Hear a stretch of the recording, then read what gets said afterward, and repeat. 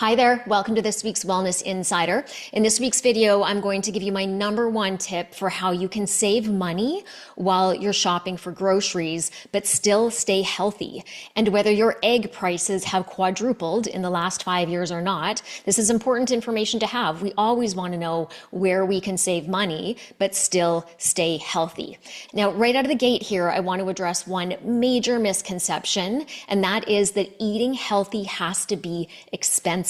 It doesn't. I mean, sure, you can pay more for products and produce that are free of hormones and antibiotics and pesticides, and that is a wise investment because it's always best to eat real food with as few additives as possible, but even then, it doesn't need to break the bank. So what's my number one way to save money? Add more vegetables.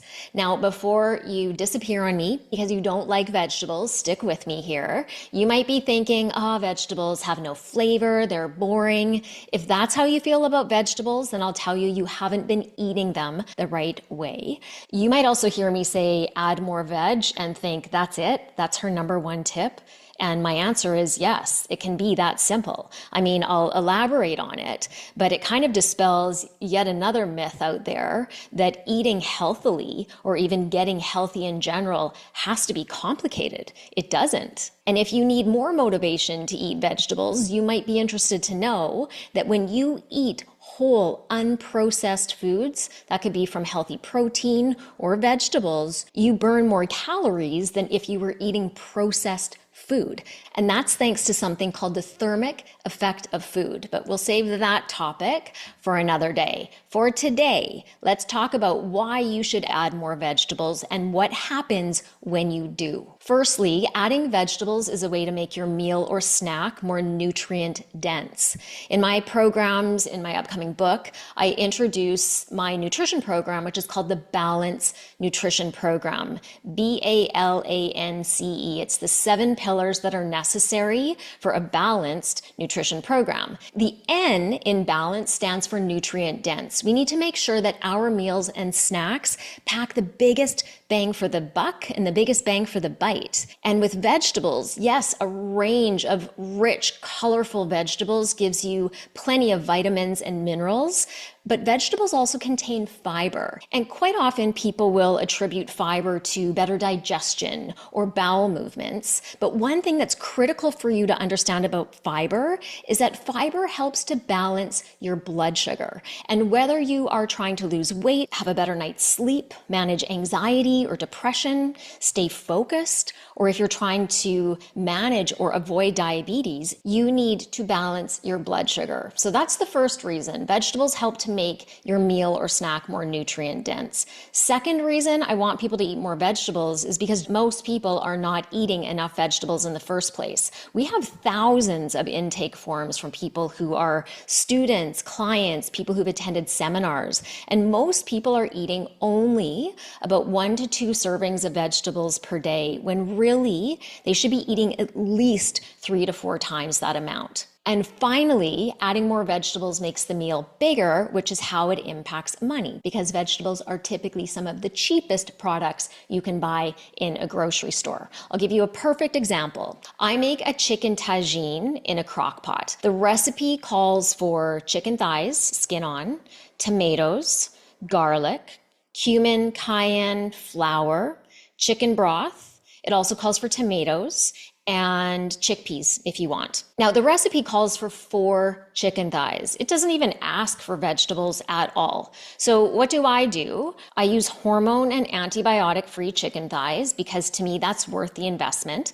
But I also add about 6 to 8 cups of chopped kale. First of all, it makes the meal a lot more nutrient dense. It gives me vitamins and nutrients and a lot more fiber to help balance my blood sugar. But secondly, it makes the meal go further. So if the recipe was originally intended to make 4 servings, now it's making somewhere between 6 and 7. And you might be thinking, but I want chicken in every serving. I don't want to eat just vegetables. That's not going to fill me up. And that's fair. But I will say that when you add add healthy fats and you add more nutrients, when you make it nutrient dense via healthy protein and vegetables, your meal becomes that much more satiating and filling compared to the times when you don't add these healthy fats, healthy protein, and vegetables.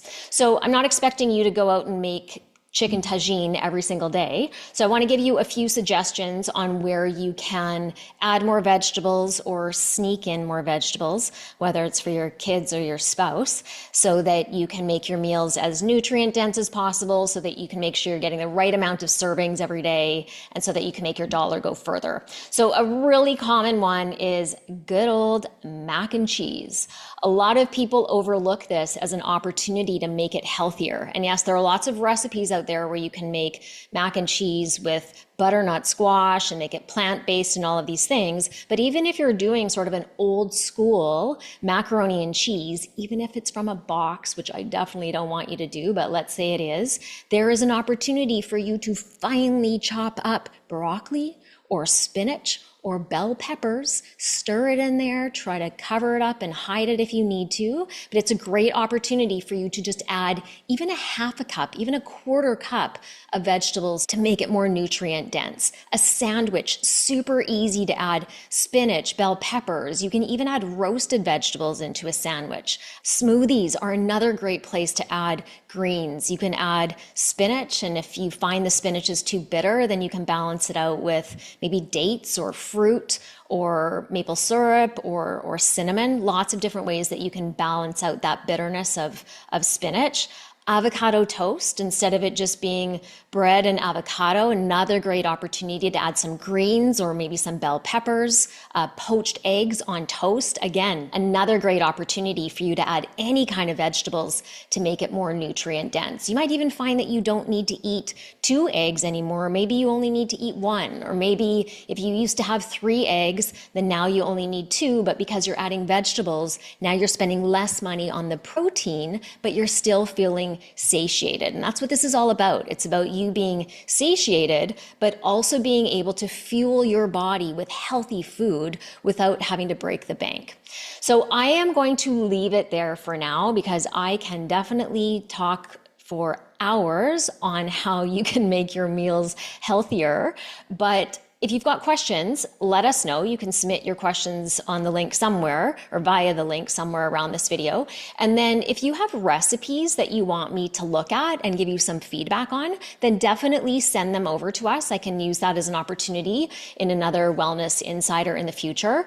And then, of course, make sure you like and subscribe and share this video with anyone you think could benefit from it. And then if you really want to learn more about the Balanced Nutrition Program or any of the 10 unhealthy habits that I talk about, be sure to get in on the pre-sale for my upcoming book, which is called How to Kick Ass in Chaos. And I don't know about you, but in my opinion, there is no better time to learn how to kick ass in chaos. That pre-sale link is somewhere around this video as well. So I will see you in next week's Insider.